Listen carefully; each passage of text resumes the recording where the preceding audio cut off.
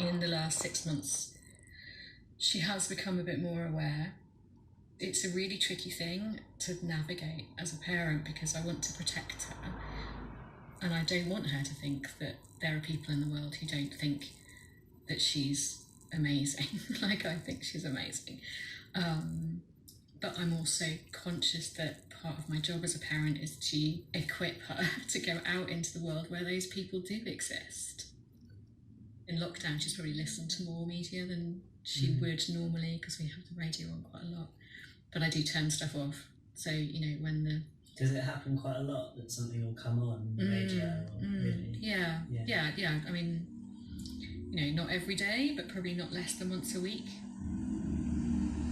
I can understand why women want the privacy of their own changing rooms. They may wonder if that person still has some male appendages. Is that person really, is that person really, I mean, you really want to get into all of this?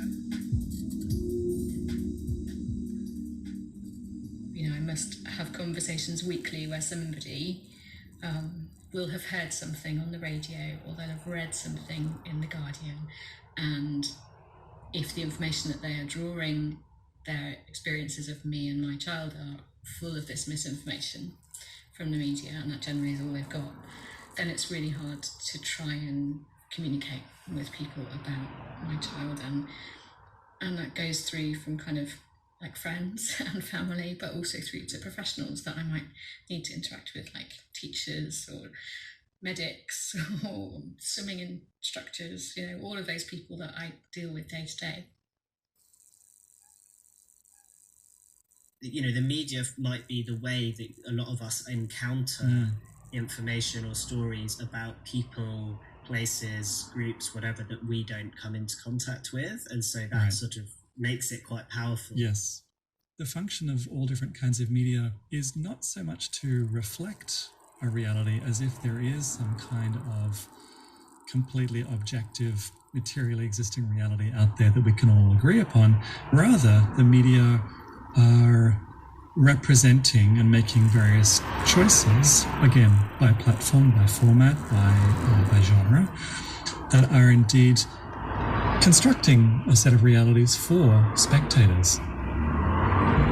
When we look at the television, or when we read the newspaper, or when we look at social media, we're being given a filtered version. We're being given something which has been shaped and framed and modified, in some cases exaggerated, in some cases invented, right?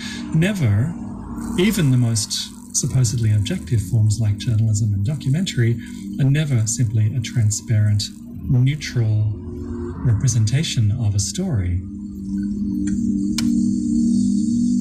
Who wrote this? And what was the purpose of this story? Or what was the purpose of the media are constructing a set of realities for spectators? So that when we look at the television, or when we read the newspaper, or when we look at social media,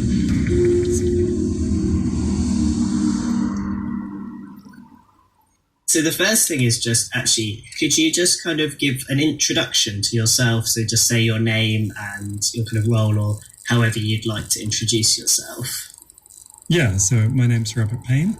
I work as an associate professor in the Department of Communication, Media and Culture at the American University of Paris. I work in my teaching and research on media studies, often with questions of gender and sexuality and queer theory built in. Cool, awesome, thank you. That was perfect. So what sort of like questions should people ask themselves as they encounter news stories, documentaries, TV programs, that kind of thing about a topic, in order to sort of like interrogate the sort of media they're receiving? Yeah. What do you think those things should be? Start with something like, who wrote this? And what was the purpose of this story, or what was the purpose of this programming? There's usually a sense of audience or an imagined public that a producer or a director or an editor or a writer has in mind, that they are crafting the version of the story